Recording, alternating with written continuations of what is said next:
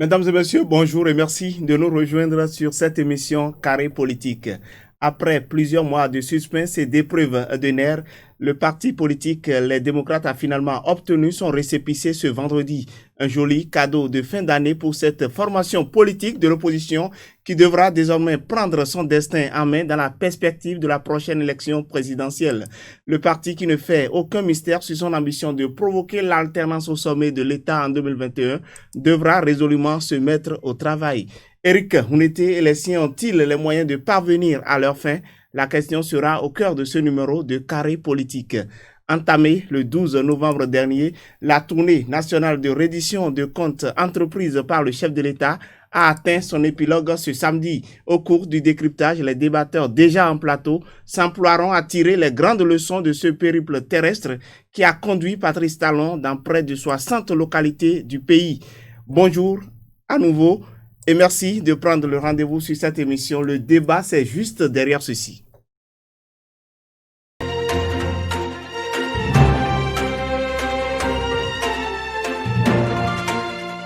Et pour l'exercice de décryptage de ce matin, j'ai en plateau deux journalistes, deux analystes d'ailleurs. Félicien Fagnon, bonjour. Bonjour Gabin et bonjour à tous les internautes. Merci, ils sont contents de vous retrouver après plusieurs mois d'absence par ici. C'était moi aussi de revenir sur ce plateau après plusieurs mois d'absence. Merci. Alors Marc Johannes Goudianou, vous êtes notre second invité, merci. Oui, merci beaucoup Gabin, bonjour à toi et bonjour à tous nos internautes, c'est un plaisir renouvelé. Voilà, j'espère que vous n'avez pas oublié le principe de cette émission. Tout de suite donc, je vais vous demander de prendre vos plaquettes pour attribuer des notes sur cette première actualité liée au récépissé délivré à la formation politique Les Démocrates le vendredi 11 décembre dernier. Quelle est votre note sur cette actualité, Marc Johannes Goudianou? 9 pour Marc Johannes Goudianou, qui visiblement apprécie ce dénouement de la situation des démocrates là. Félicien Fagnon, je suis à vous. Oui, je suis en train de chercher la note 2, je n'en ai pas trouvé. La plus petite note que j'ai ici, je crois que c'est 5. C'est 5, vous avez donné 5 sur 10. Sinon que je cherchais 2. Alors, pour donner 2 aux partisans du parti Les Démocrates. Alors là, vous allez certainement argumenter cette note-là, Félicien Fagnon. Vous avez voulu donner 2. Apparemment, vous n'approuvez pas la façon dont le récépissé a été délivré à cette formation politique. Pourquoi?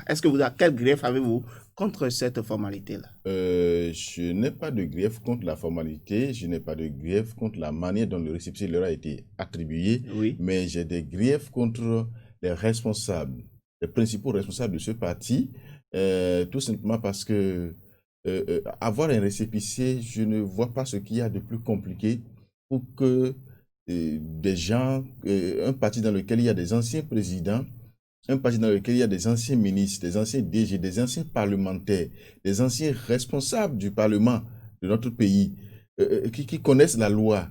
Je ne vois pas ce qu'il y a de difficile pour qu'ils mettent près d'un an et avec autant de tracasseries avant d'obtenir un récépissé. C'est pour ça que je leur ai attribué la note de 2. Malheureusement, je n'en ai pas eu, j'ai eu 5. Je leur ai attribué, malgré moi, la note 5. Et je le dis parce que si dans ce pays, Mme Claudine Prudencio, une femme a pu travailler avec son équipe pour obtenir en quelques semaines seulement le récépissé, c'est-à-dire que se mettre à jour et obtenir le récépissé. Si le professeur Soumane Teleba, qui n'est pas trop connu dans les milieux politiciens, a pu travailler avec son équipe pour obtenir ce récépissé, Korogone l'a eu, Paul Humpé l'a eu, et que beaucoup d'autres personnes ont travaillé pour l'avoir, candidat Zanaï, pour l'avoir en quelques semaines seulement, et que dans un parti où se trouve le président Boni Aï, dans un parti où se trouve Éric Hundete, dans un parti où se trouve Ahossi Léon, et tous ceux que vous connaissez, les Atchadi. Alors, si je vous comprends, c'est que vous fustigez le fait que les démocrates ne se soient pas conformés un peu plus tôt à la réforme du système partisan. C'est qu'ils ont traîné les pas. Est-ce que c'est fait exprès? C'est pas ignorance? Ou bien, bon, ils n'étaient pas à la hauteur, d'accord, des formalités à remplir? Je n'ai pas compris, en fait. Alors qu'ils savent que beaucoup de personnes avaient placé leur espoir en eux. Je le dis parce que c'est l'opposition, c'est pratiquement le principal parti de l'opposition aujourd'hui. Donc, des gens ont placé leur espoir en eux. Enfin, ceux qui sont de l'opposition qui ne partagent pas le même avis que ceux qui sont au pouvoir en ce moment, savent que quand eux, ils auront fini, la bataille sera très bonne. Voilà qu'ils ont mis du temps à le faire. S'ils ont traîné pour avoir ne serait-ce qu'un seul récépissé, combien de temps mettront-ils, d'accord, pour désigner un candidat, pour avoir des parrains et pour conquérir le pouvoir. Ils ont perdu assez de temps, voulez-vous dire certainement là. Mais bien sûr. Oui, Félicien Fagnon, c'est votre avis. Et Marc Joannès Goudianou, vous êtes pratiquement pris la position contraire de votre co-débatteur. Oui, bon. Si on lit à travers on lit la note À que vous travers avez ma note. attribuée. Alors, est-ce que c'est votre avis? Est-ce que pour vous, les démocrates auraient dû s'aligner un peu plus tôt? Bon, je crois que l'attribution des notes, Oui. ça se résulte à plusieurs aspects. Bon. Moi, j'ai attribué les notes compte tenu d'un aspect donné. D'accord. Félicien Fagnon a attribué la note par rapport à un aspect donné. Voilà. L'aspect, moi, qui me conduit le plus à donner la note suivante, c'est qu'on ait pu arriver au dénouement heureux que les démocrates aient pu avoir leur récépissé. Parce que c'est ce qui était décrié par beaucoup de politiques qui s'estiment d'ailleurs de l'opposition, qui voyaient déjà que les démocrates étaient empêchés par le ministère pour pouvoir avoir le récépissé. Et puis tout le monde se mettait dans cette position que le récépissé ne sera jamais octroyé aux démocrates avant les élections. Donc du coup, ça a été une surprise pour beaucoup que ce récépissé soit tombé dans les mains des démocrates. Et c'est également une victoire autant pour les démocrates que pour les gens du ministère de l'Intérieur, en qui il y avait pas totalement, il y avait plus confiance. On disait c'est des gens qui sont proches du pouvoir, c'est des gens qui vont jamais donner le récépissé en quelque sorte. Mais ceci vient lever alors tout ce débat-là et pour pouvoir montrer également la transparence de la démocratie dans laquelle nous sommes, pour pouvoir résumer le fait que si quelqu'un n'a pas pu avoir le récépissé à un moment donné, c'est-à-dire qu'il n'a pas pu remplir les conditions qu'il fallait, et dès que vous vous mettez à jour, c'est sûr que vous aurez le récépissé. Et le récépissé qu'a reçu les démocrates montre à aisance que et c'est maintenant ils se sont réellement conformés aux exigences du ministère de l'Intérieur et du coup, rien ne pouvait empêcher le ministère de leur pouvoir délivrer le récépissé. D'accord, c'est vrai que Patrice Talon, lors de sa tournée, a abordé la question face à certaines populations, notamment du Septentrion. Doit-on dire, Félicien Fagnon, que le chef de l'État a eu à jouer un rôle dans la délivrance de ces récépissés? N'allons pas dire non ou encore dire oui, parce qu'en réalité, le président de la République est le patron de l'administration publique. C'est lui le patron, c'est lui qui répond, d'accord, en premier, de l'administration publique. Ça veut dire que quoi?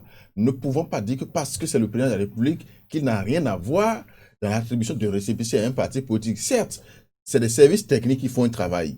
Mais s'il y a défaillance, on s'en prend à qui? On s'en prend à lui, le patron. La preuve est que depuis un moment, je ne voudrais pas les appeler des fainéants, mais des paresseux politiques qui sont au sein de ce regroupement-là, parce qu'ils n'ont pas pu faire l'effort qu'il faut pour avoir le document, le sésame à temps, mais on tout le temps attaqué le pouvoir pour dire qu'on ne veut pas leur donner le récépissé. On est en train de les faire traîner, alors qu'en réalité, ce qu'on leur relève habituellement, régulièrement comme erreur ou faute, mais c'est des choses vérifiées. Vous ne pouvez pas dire commune de l'Ouémé, vous ne pouvez pas dire département de Porte-Nouveau, ce n'est pas vrai. Même nos enfants de CI vont nous dire, mais qu'est-ce que vous appelez commune de l'Ouémé? Oui, il y a des erreurs de forme qui ont été relevées. C'est des erreurs de forme qu'on leur relève. En réalité, c'est des responsables à qui on ne devait pas relever ces erreurs-là. Mais s'ils ont pu. Ça peut arriver, l'erreur humaine. L'erreur est humaine, mais il faut la reconnaître alors. Il faut pas attribuer le tort à quelqu'un, c'est pas à cause de parti, alors qu'ils ont commis cette erreur-là. Mais si le fond du dossier est déjà irréprochable, est-ce qu'il faut non, mais non, la loi, c'est la loi. La loi, c'est la loi parce que si le pouvoir en place, si les services techniques leur avaient attribué le récépissé avec les erreurs,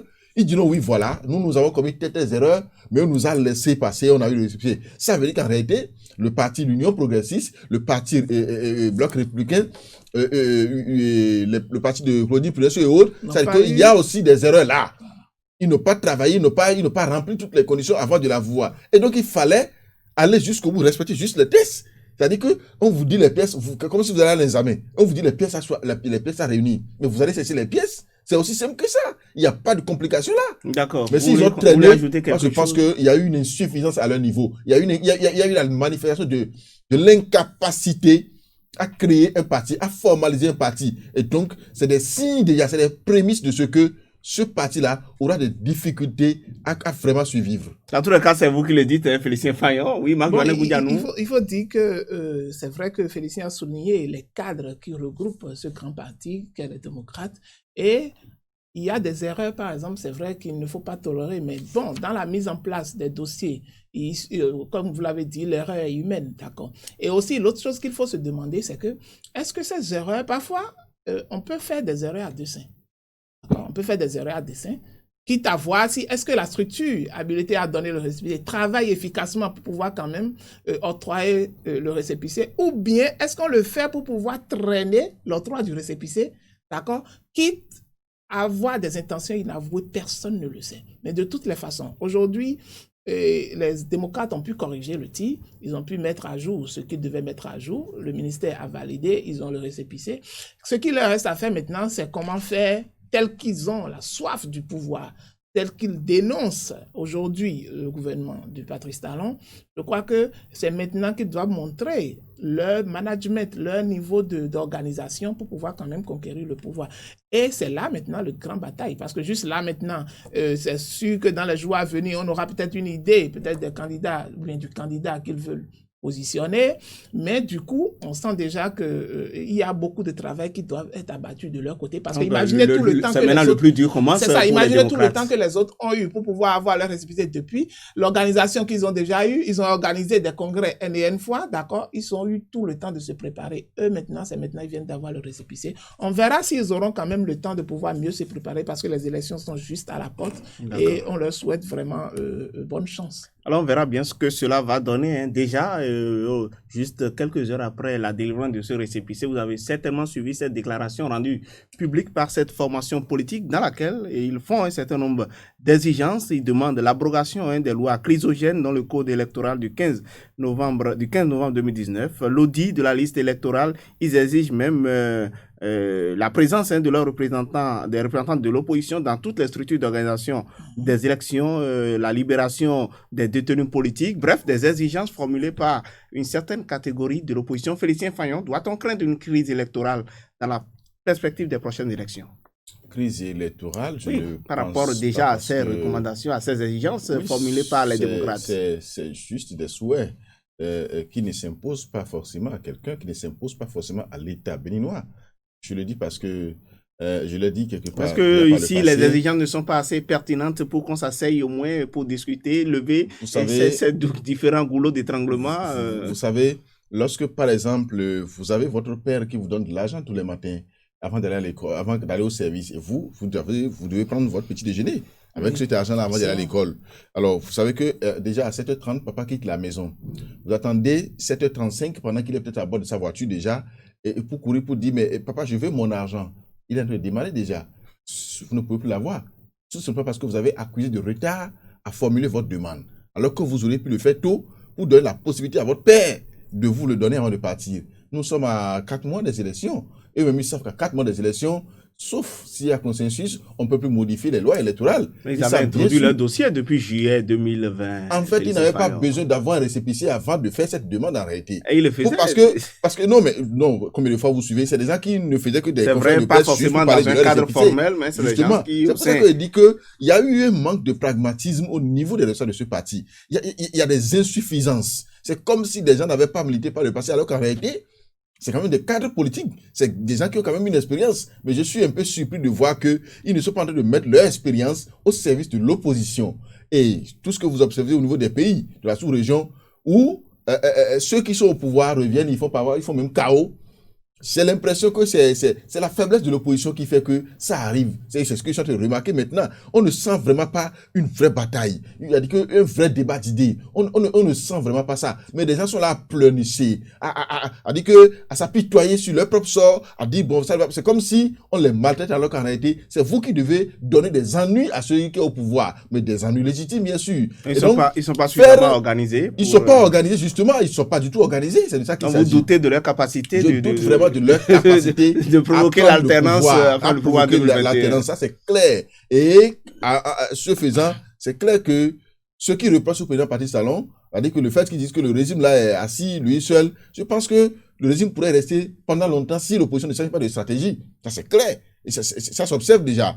Et donc, ceux qui revendiquent, c'est quoi? C'est normal. Mais est-ce que le moment est encore propice pour qu'on commence par réviser la Constitution aujourd'hui? Nous sommes en décembre, pratiquement fin décembre. Est-ce que c'est le moment de commencer par changer encore la composition du COS depuis alors que c'est déjà fait et les gens travaillent déjà, le fichier électoral est en préparation? On peut trouver le mécanisme, non? Est-ce que, pour faire quoi? Je ne sais pas. À quel moment? Il y a le timing, en fait. Qu'est-ce que nous pouvons faire aujourd'hui pour réviser le code électoral à 4 mois des élections alors qu'ils savent que le protocole de la CEDEAO ne nous permet pas? Sauf si y a consensus. Eux, ils sont d'accord. Eux, ils sont d'accord. Mais est-ce que la mouvance est d'accord? Et si même si la mouvance est d'accord, est-ce que les autres partis de l'opposition sont d'accord? Mais il y a aussi cela qu'il faut voir. Est-ce qu'il y a menace pour que nous soyons obligés de réviser la Constitution maintenant?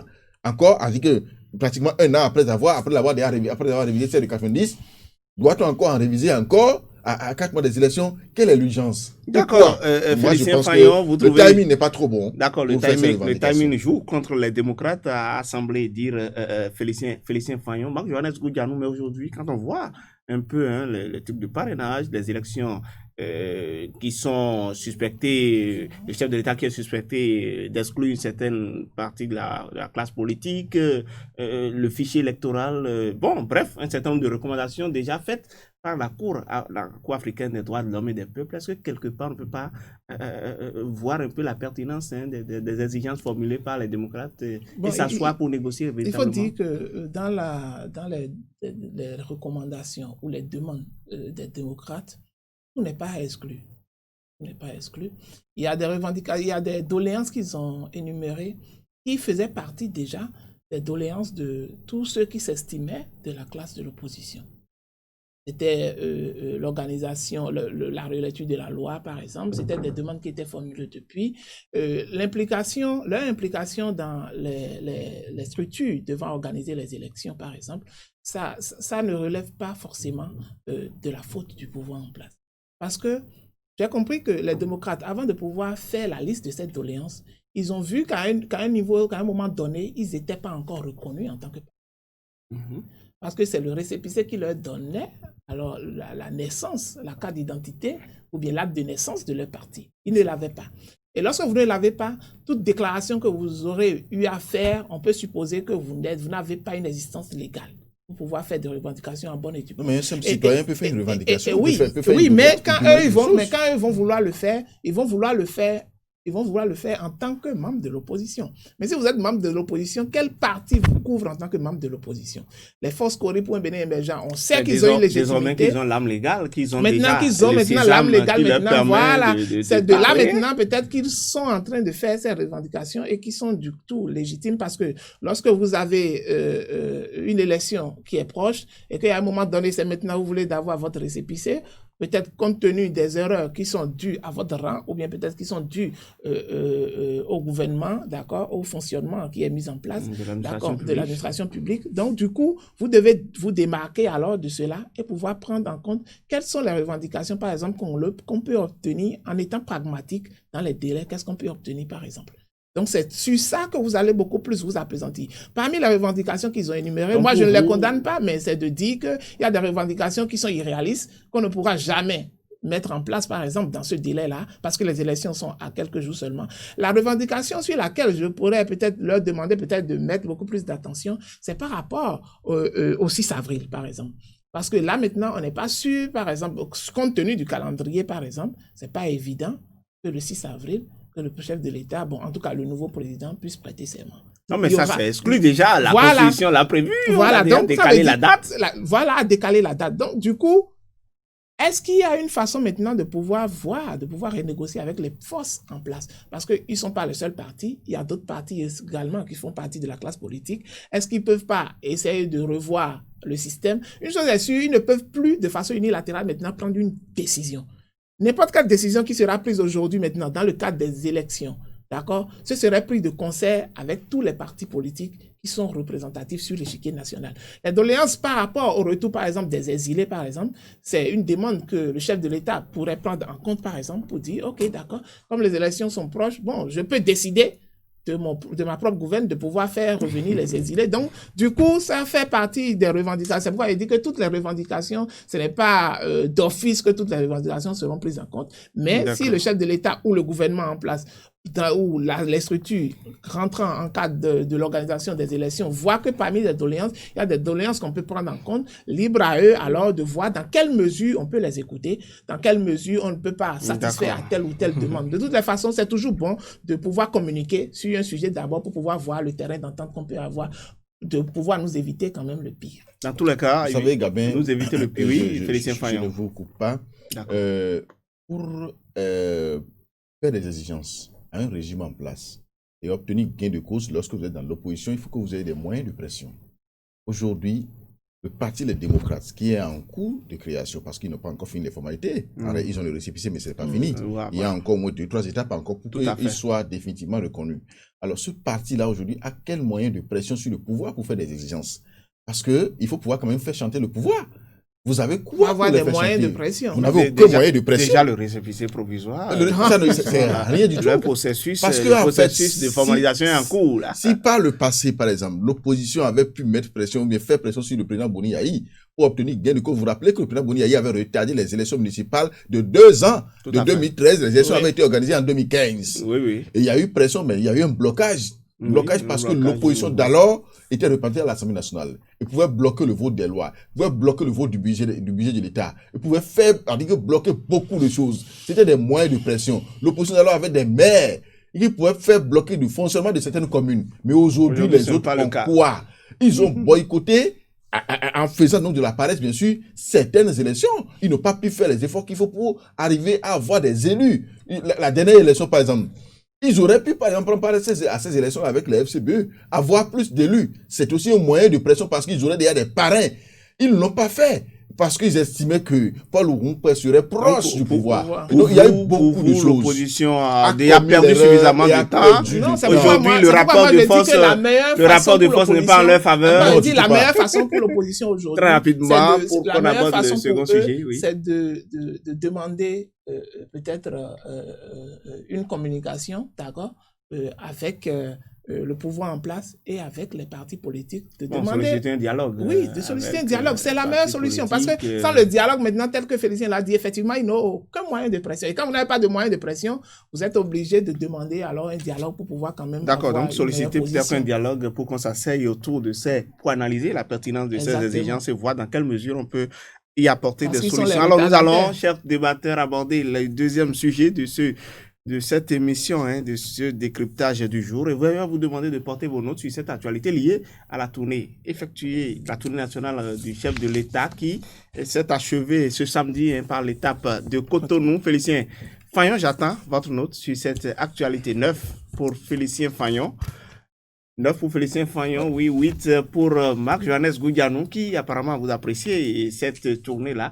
Et qu'est-ce qu'on peut y tirer comme leçon aujourd'hui? La tournée du chef de l'État, je crois que c'est très bienvenu parce qu'on a toujours vu un Patrice Talon, en tout cas, rester emmagasiné dans son palais et qui ne sort pas, qui sort très rarement. Bon, c'est son style. Hein? Oui, c'est ça que je dis. On est habitué à un Patrice Talon qui sort très rarement et qui se prononce également très rarement. Aujourd'hui, avec la tournée qui a effectuée, que moi je considère en même temps comme une tournée touristique, d'accord? Parce que cette tournée, d'abord, pas touristique seulement pour le chef de l'État, pas seulement pour le chef de l'État. Je suis sûr qu'au cours de cette tournée, le chef de l'État est allé découvrir des régions peut-être qu'il n'a jamais parcourues. Mais quand vous le dites, le chef de l'État a mené une campagne en 2016. Non, je n'en disconnais pas. Il a parcouru quand même bon nombre de localités déjà. Oui, il a parcouru bon nombre de localités. C'est du tourisme. Mais je dis par exemple, aujourd'hui, lorsque le chef de l'État fait, quand je parle de tourisme par exemple, même pour ceux qui n'ont pas participé à cette tournée par exemple, on peut avoir des images, d'accord, de toutes les régions que le chef de l'État a parcourues. Il y a eu des régions que grâce à cette tournée du chef de l'État, on a pu découvrir juste à travers les images. Parce que c'est des régions où les gens n'ont pas la possibilité d'y aller, même en étant au Bénin, que vous n'avez pas le temps peut-être d'aller visiter compte tenu de vos occupations, ou que vous n'avez pas la possibilité de découvrir. Mais à travers cette tournée, il y a beaucoup de régions, par exemple, que moi, j'ai pu découvrir à travers la tournée du chef de l'État. Et il y a eu beaucoup d'autres avantages. Et puis, ça a permis également au chef de l'État de s'exprimer sur certains sujets qui sont relatifs à chaque commune. Il y a des sujets qui sont très particuliers, par exemple. Et quand il va dans une région, il prend le temps de pouvoir quand même discuter avec les élus communaux, qui sont également les représentants du peuple en réalité, et peut prendre également leur doléance et de dire, de reconnaître, même s'il y a des moments donnés, s'il a tort, de reconnaître que telle chose n'a pas été faite à tel niveau et qu'il pense quand même améliorer les choses et qu'il pense. C'était vraiment un bon contact avec la population. Mais moi, je le dis parce que le chef de l'État, peut-être, il n'avait pas rapidement anticipé sur cette tournée, mais peut-être c'est la tournée, je le dis, hein, c'est la tournée peut-être de Joël à Yvon qui a peut-être motivé son équipe à penser qu'il faut réellement aller également au contact de la population avant les campagnes. Et lui-même l'a rappelé dans ses sorties que sûrement, que ce n'est pas encore les campagnes, qu'il va encore repasser dans certaines régions lors des campagnes électorales. D'accord, le chef de l'État, hein, Félicien Fagnon, qui était dans une tournée de reddition de comptes, nous a-t-on dit. Il a discuté avec les populations dans toutes les localités qu'il a parcourues. Est-ce qu'il a réussi l'exercice, selon vous? Je dirais qu'il a réussi l'exercice parce que, vous savez, c'est une tournée qui a démarré, je crois, le 12 novembre. Et il va finir aujourd'hui, 12 décembre, ça fait un mois. Exactement, il finira par l'étape de Cotonou. Cette tournée-là qu'il a commencé et annoncé au départ pour faire le tour de 54 communes. Je crois qu'il est déjà 54 localités du pays. 54 localités du pays. Je crois qu'il est au-delà de 60. De 60, tout à fait. Il y a eu des communes qui ont été associées plus tard à la demande donc, des responsables de ces communes-là. Il a pu le chef de l'État, pratiquement, dont le cortège a été arrêté à certaines régions pour l'obliger voilà, à faire des escales. Les populations avaient soif de lui, ils avaient envie de le voir. C'est vrai qu'on le voyait déjà par des actes qu'il posait dans ces communes-là. Bon, qu'on ne dirait pas qu'il ne voyait pas Patrice Talon à travers les routes, Abomey ne dirait pas le contraire. À travers les réalisations, Parakou non plus ne dirait pas le contraire. Et donc, mais le voir lui-même, échanger avec lui, c'était donc un privilège. Et ça l'a été pour beaucoup de personnes.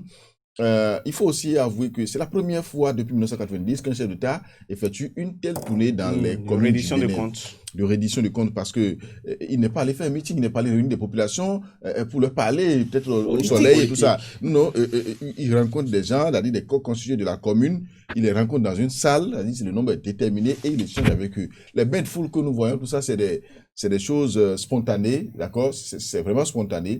Mais ce qui est dit, mais est-ce que vous n'avez pas senti que les communes, les maires ont rivalisé aussi d'ardeur? C'est pour ça que je parle de spontanéité. Ce n'est pas une demande de la présidence de la République, je ne pense pas, parce que... Et même s'il n'est pas demandeur, quand même, il s'est offert des bains de foule à des moments donnés. Ce n'est pas pour lui déplaire quand même, non? C'est un plaisir pour lui quand même de voir que ses administrés, ses populations ont envie de le voir. Donc, quand il les voit, surtout avec les cultures, les riches cultures dont parlait tout à l'heure Marc Goudjanou, quand il les découvre, lui aussi, c'est un plaisir pour lui. J'ai même vu qu'il parlait avec les Egungun, je crois à l'étape de Kétou, bien pour le Koubert. C'est très intéressant quand même. Et donc, non seulement ça, sa sortie nous a permis d'avoir l'idée sur certaines choses. Quand à Plahoué, les gens criaient pour dire que le centre universitaire de Plahoué a été supprimé, il lui a donné les raisons.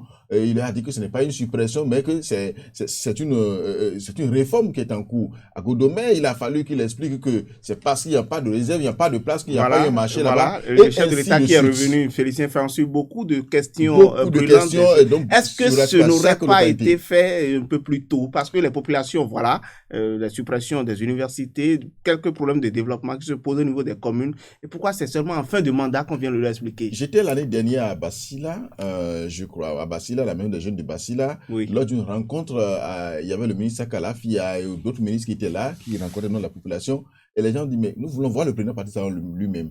Le ministre Sakalafi leur a dit, le président Patrice Talon a dit que s'il veut faire le tour du pays, qu'il va prendre par voie des terres.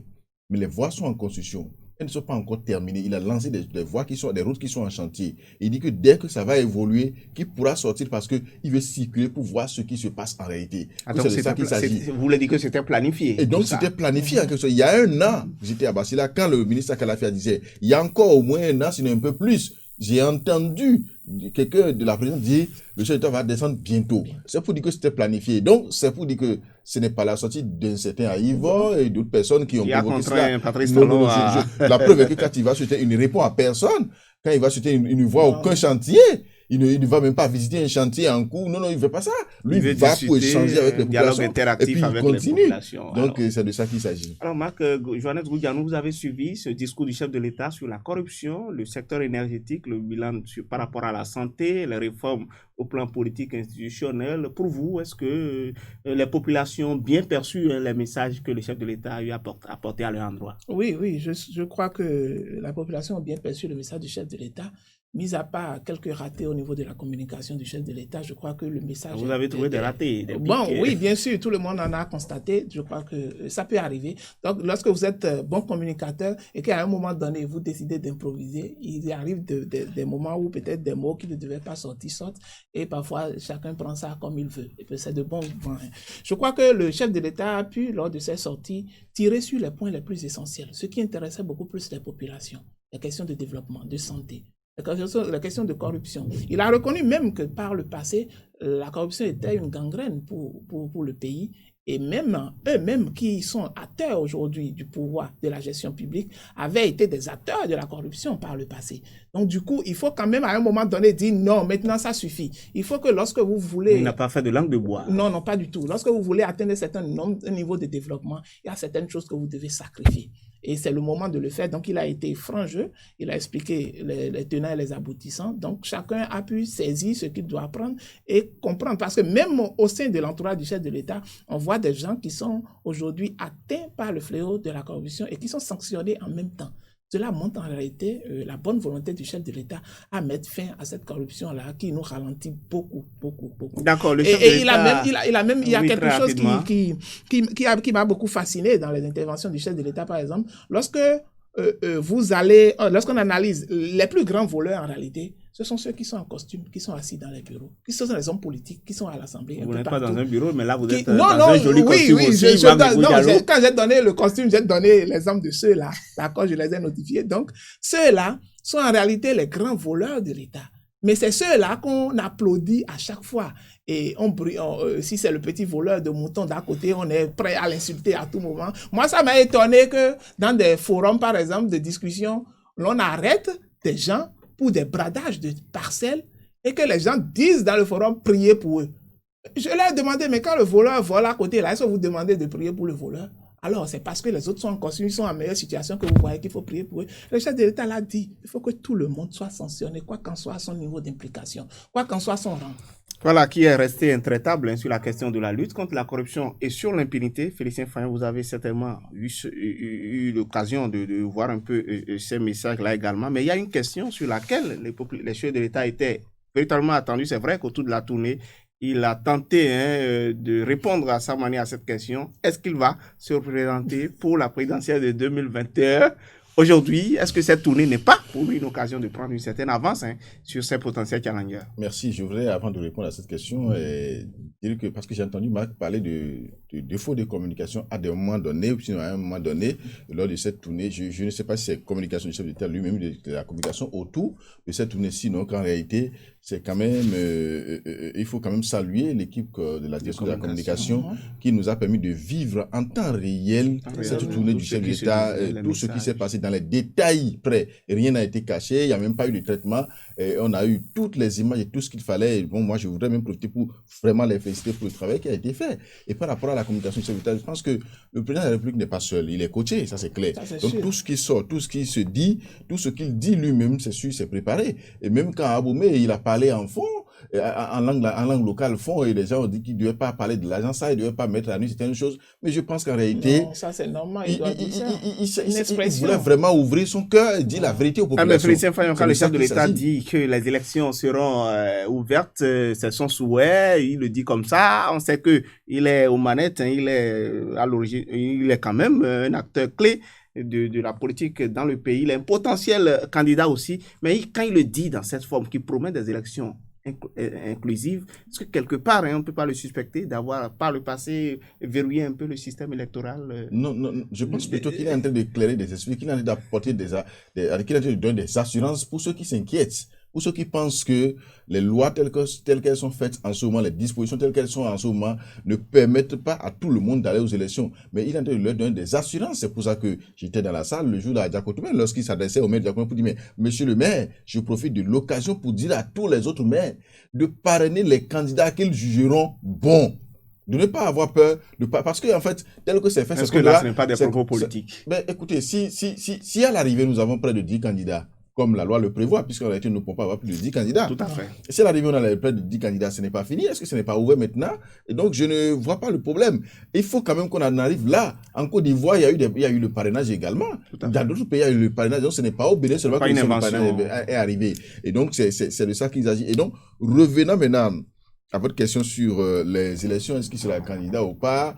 Je pense que c'est quand même clair. Il a dit, à des moments, il dit, je reviens dans 2 semaines pour qu'on parle d'autre chose. Pour qu'on parle d'autre chose qui nous concerne. Voilà. Donc, quand il le dit, on sent désormais que d'ici 2 semaines, certainement, il va reprendre la tournée. D'ici 2 ou 3 semaines, il va reprendre la tournée. Soit pour aller dire aux populations, je suis candidat à ma propre succession, ou alors pour aller présenter un candidat aux populations. C'est l'un ou l'autre. De toutes les façons, Patrice Talon sera présent dans les prochaines instances. Il aura son mot à dire. Il aura son mot à dire de toutes les façons. Il fera campagne, soit pour lui-même ou pour quelqu'un.